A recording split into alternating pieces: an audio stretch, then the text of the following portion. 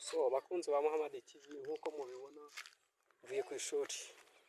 Iyi ni Quran angeza ahantu ku murima wa biskusu harimo na gombo.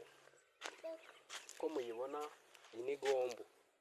Iki giti kiri imbere yanjye. None ibi bikurikiyeho babyita biskusu, ibi bituku bivamo ji. Tugakomeza tukagenda tukagera ku giti bita aso.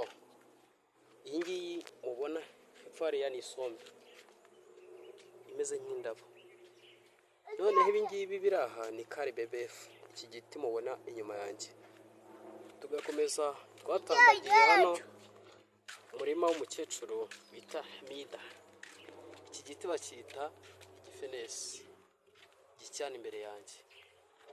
Tugakomeza tukaza ku giti bita umuzabibu. Imizabibu ntabwo ikunze kuba inaha, ikunze kuba mu bihugu by'Abarabu. Murawubona nguyu hano imbere yanjye kuri kamera, murawubona umeze nk'igishyimbo. Tugakomeza tukagenda tukajya kureba n'ibindi. So ni ibintu byiza kuri umukecuru bita Hamida. Tugakomeza tukaza ku giti bita mukokomanga. Mukokomanga nk'uko muyibona ngiye hano, ni urubuto rwiza rwera, noneho ruvamo imbuto, rukavamo imbuto. Dore nguru iyi niyo mukokomanga. Murareba ukuntu hari igiti cyiza, murabibona ahangaha. Twarakomeje dusanga afite n'amacunga. Amacunga dore ngaya ahangaha nk'uko mubibona, dore ngaya amacunga arahari, murabibona neza. Ngaha iki ni igiti cyiza cyane, ni imbuto. Twaratembereye turahagera dusanga afite na jaride nziza. So murayibona ahangaha. So gusa uyu mukecuru ni umusirimu kabisa, murabibona. Dore ngaha aho atuye wagira ni i Burayi fureshi, murabibona. Dore n'uru rurabo, murabona ko ari ibintu byiza. Twarahageze turareba. Amahirwe make ntabwo twamusanze ngo tumuganirize atubwire iki giti ukuntu cyitwa. So twarakomeje turaza tubona igiti bita bacyita ko ndi kwibagirwa. Iki giti bacyita itende nk'uko mukibona. Dore ngiki ngiki, dore ngiki itende. Iri ngiri riva mu bihugu by'Abarabu.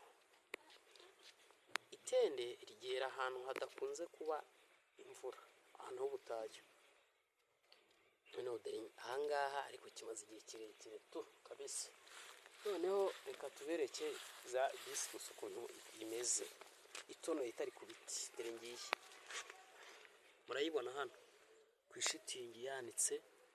Iyi ngiyi kuyiteka ufata dukeya ugateka mu mazi, warangiza ugacanira, warangiza ugatereka igahora, washyizemo na tangawizi. So ushizemo byinshi ntabwo byakunda, ntabwo biba nabi. Twaraje tubona afite n'isombe ya kizungu. Dore ngiye hano nk'uko mubibona, murayibona. Dore ni iki giti kiri imbere yanjye, murayibona. Iyi sombe ntabwo ubusanzwe ntabwo imenyerewe mu Rwanda, murayibona. Ariko twaraje dusanga afite n'imyembe ya kizungu. Imyembe ya kizungu ariko ntayirimo kubera ko iki gihe ntabwo yari yera. So n'abashaka kundeba nakuramo ingofero mukandeba uruhara. Ndashaje, umutwe wabaye imvi, kubibona habaye uruyange kabisa. Murambona abatari banzi, niyo channel yanjye yitwa Muhammad TV. Asante sana, mwakoze cyane.